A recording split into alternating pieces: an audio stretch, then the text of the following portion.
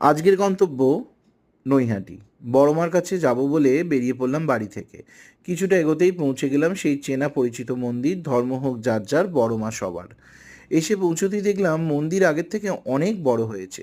সোমবার এসে পৌঁছতেই দেখলাম প্রচণ্ড ভিড়। গঙ্গার ঘাটের দিকে পার্কিং করেই দেখলাম ছোট ছোট দোকানে সেই চেনা পরিচিত বড়মার ছবি, গোপালের জামা, অনেক কিছু নিয়ে বসে আছে অনেক লোকেরা। মনটা অটোমেটিক ভালো হয়ে গেল।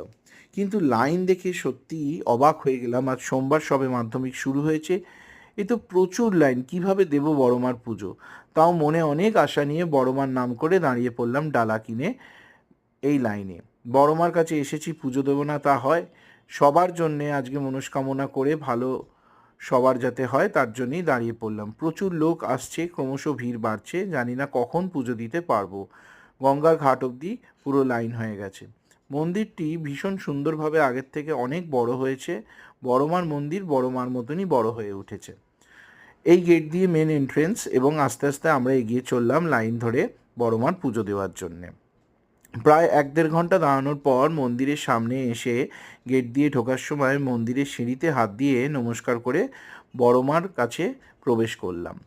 বড়মাকে দেখবার জন্যে তার আগে এরকম জিগজ্যাগ লাইন করা রয়েছে, সেখান দিয়ে সিরিয়ালি ঢুকে মেন যে ঘরে বড়মার মূর্তিটি রয়েছে সেই ঘরে আমাদের ঢোকার অনুমতি দিল। তারপরেই বড়মার সেই অদ্ভুত মূর্তি যার সামনে আসার জন্যে বা যার কাছে আসার জন্যে এত দূর থেকে আসা সবার জন্যে জানালাম শুভকামনা, সবার যেন মনস্কামনা পূর্ণ হয়। বড়মা জয় হোক, বড়মা সবার যেন ভালো করে। বড়মার এই পুজো দেওয়ার সময় দেখলাম সবাই ব্যস্ত ভিডিও বা ফটো তোলার জন্যে। আমিও বা বাদ যাই কেন? ওনাদের পারমিশন নিয়ে আমিও ভিডিও ফটো তুললাম এবং তোমাদের সাথে এই রিলসে শেয়ার করছি। বড়মার কাছে সবার জন্যে সব রকমভাবে জানালাম সবার যাতে ভালো হয়, সবার যাতে শুভ হয়, সবার মনস্কামনা যেন পূর্ণ হয়। খুব সুন্দরভাবে পুজো দিলাম।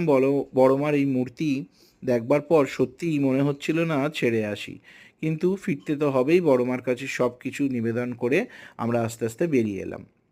বেরিয়ে আসার সময় ওপরের দিকে চোখ গেল, এই ঝাড়বাতি আর এই মন্দির সত্যি আগের থেকে অনেক সুন্দর হয়েছে। মন্দিরের ঠিক পাশেই পূজা ভাণ্ডার বলে এই ছোট্ট দোকানটি থেকে আমরা ডালা কিনে নিয়েছিলাম। তোমরা গেলে এই দোকানটায় যোগাযোগ করতে পারো। মন্দিরের গেটের একদম ক্লোজ হচ্ছে এই পূজা ভাণ্ডার দোকানটা। খিদে পেয়ে গেল, অটোমেটিক চুমুক ভাতের হোটেলটা তোমাদের সাথে শেয়ার করি। এটা একটা হিডেন জেম।